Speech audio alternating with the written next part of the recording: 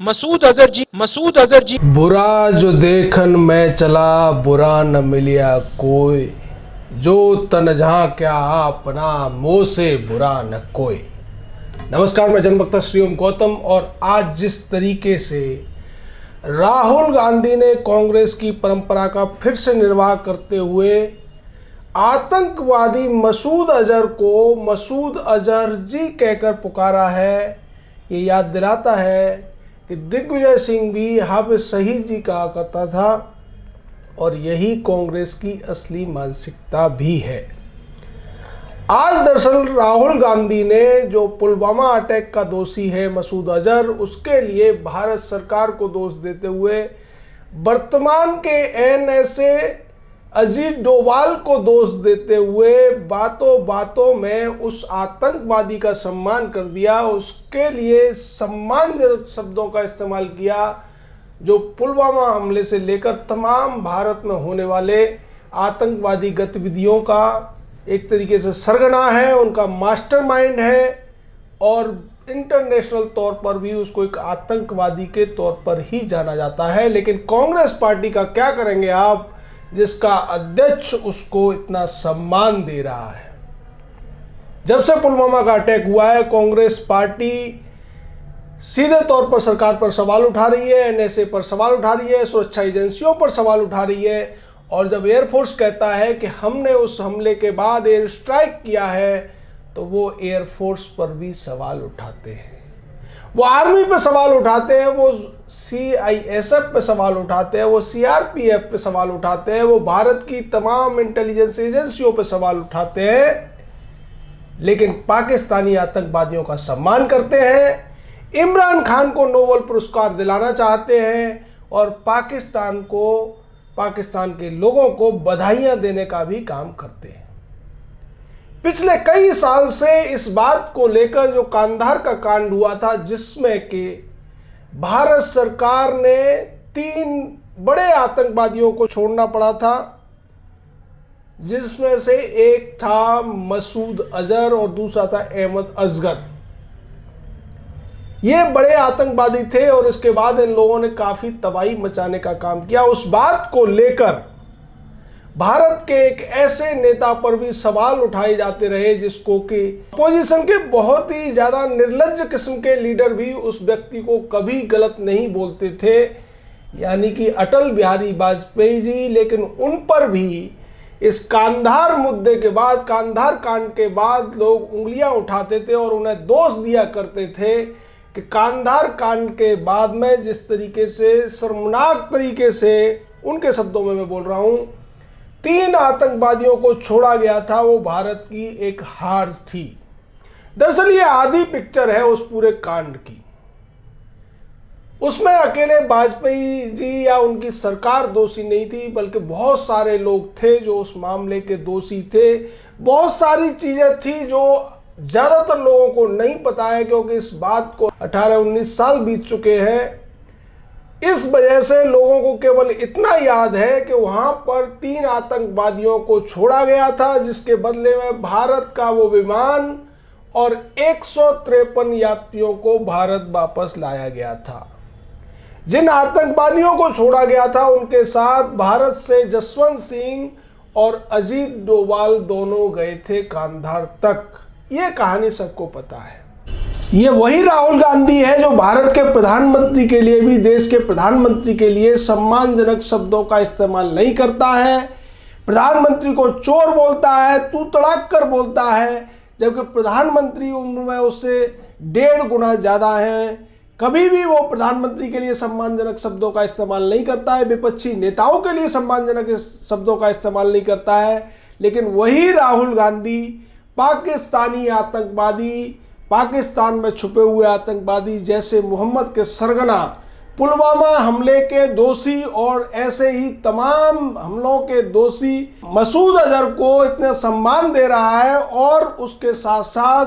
देश के प्रधानमंत्री को चोर बोल रहा है। तो ये कांग्रेस की जो खानदानी मानसिकता है उसको प्रदर्शित कर रहा है, क्योंकि कांग्रेस की पुरानी परंपरा रही है कि ये भारत के लोगों का सम्मान कम करती है, विदेशी लुटेरों और आतंकवादियों का सम्मान ज़्यादा करती है। देश की जनता को भी ये जानने का हक है कि जिस 123 करोड़ की जनता ने देश का एक प्रधानमंत्री नरेंद्र मोदी को चुना था, जो व्यक्ति उनका सम्मान नहीं करता है, उनको तू करके बोलता है, नरेंद्र मोदी ये है, नरेंद्र मोदी वो है, ऐसे बोलता है, वही व्यक्ति एक आतंकवादी को जी लगाकर बोल रहा है, ये देश की जनता माफ नहीं कर सकती। अब चूंकि सवाल उठ रहे हैं और इस पर कई बार बीजेपी की तरफ से बड़े बड़े जिम्मेदार लोगों की तरफ से जवाब दिए गए, संसद में भी जवाब दिए गए। जसवंत सिंह ने 2007 के दौरान जब इस बात पर सवाल उठाए गए थे कांग्रेस पार्टी की तरफ से, और देश के प्रधानमंत्री हुआ करते थे मनमोहन सिंह,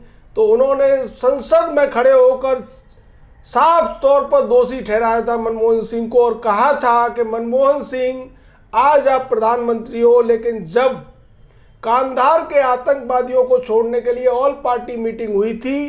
तब आप उस मीटिंग में शामिल थे, एज अपोजिशन लीडर के तौर पर आप उसमें शामिल थे। तब आपने एक बार भी इस बात का विरोध नहीं किया था, बल्कि आप खुद जोर दे रहे थे इस बात पर कि उन आतंकवादियों को छोड़ने के बदले में अगर 153 जानें बचती हैं तो उन्हें बचा लेना चाहिए। उस ऑल पार्टी मीटिंग में तमाम बड़े नेता शामिल थे और सब के सब एक सुर में कह रहे थे कि उन लोगों को बचा लिया जाए, चाहे हमें 3 आतंकवादी छोड़ने पड़े। लेकिन आज वही सब के सब या तो अपने मुंह पर पट्टी बांध कर बैठे हैं, मुंह सिल कर बैठे हैं, या फिर आरोप लगाने वालों के साथ खड़े हुए हैं, और कुछ तो उनमें से ऐसे हैं जो आरोप भी लगा रहे हैं। मनमोहन सिंह को तब चुप रह जाना पड़ा था, और यह बहुत बड़ा मुद्दा था, बहुत बड़ा वक्तव्य भी था, क्योंकि यह संसद में दिया गया था जसवंत सिंह के द्वारा। उसके बाद उस समय के गृह मंत्री लालकृष्ण आडवाणी ने भी एक बार यह बयान दिया था, जब राहुल गांधी ने फिर इस सवाल को उठाया था, और उन्होंने स्पष्ट कहा था कि उस ऑल पार्टी मीटिंग में राहुल गांधी की मां यानी कि इटालियन लेडी सोनिया गांधी भी थी, और उसने भी वही पक्ष रखा था, क्योंकि उस समय अगर कोई दोषी और भी था तो वो भारत का मीडिया भी था, जो उन 153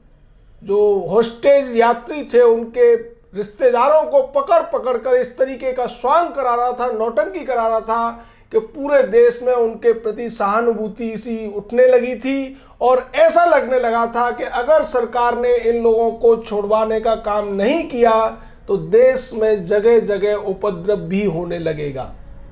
उससे पहले की कहानी पर भी बात कर लेते हैं। दरअसल जो विमान था इंडियन एयरलाइंस का, उसको हाईजैक किया गया था त्रिभुवन सिंह, जो नेपाल का हवाई अड्डा है, उससे,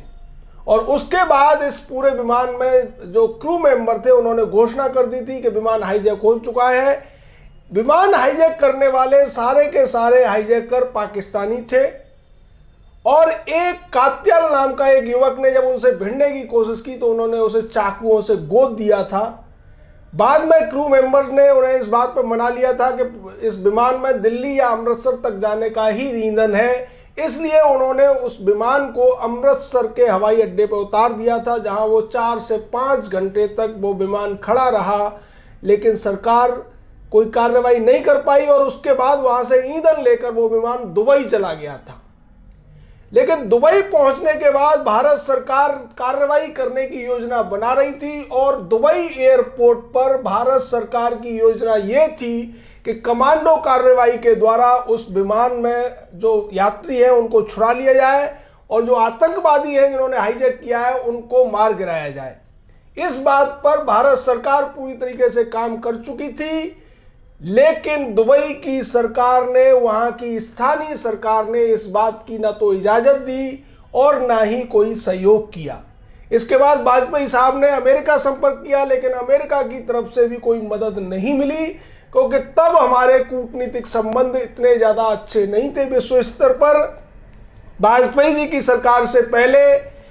खिचड़ी सरकार रही थी, और उससे पहले कांग्रेस की सरकारें रही थी, जिसकी वजह से कूटनीतिक स्तर पर विश्व में भारत की जो इमेज थी वो उतनी अच्छी नहीं थी। यही वजह है कि दुबई एयरपोर्ट पर कमांडो कार्रवाई की पूरी तैयारियां होते हुए भी भारत सरकार कमांडो कार्रवाई नहीं कर पाई थी। और उसके बाद इस देश में जो टीवी चैनल चल रहे थे, उन्होंने उन 153 यात्रियों की जिंदगी को बहुत ज्यादा कीमती बताते हुए तमाम कार्यक्रम चलाना शुरू कर दिया था। लाइव टेलीकास्ट हो रहे थे, उनके रिश्तेदार रो रो कर दिखा रहे थे, चीख रहे थे कि 3 क्या 30 आतंकवादी छोड़ दीजिए,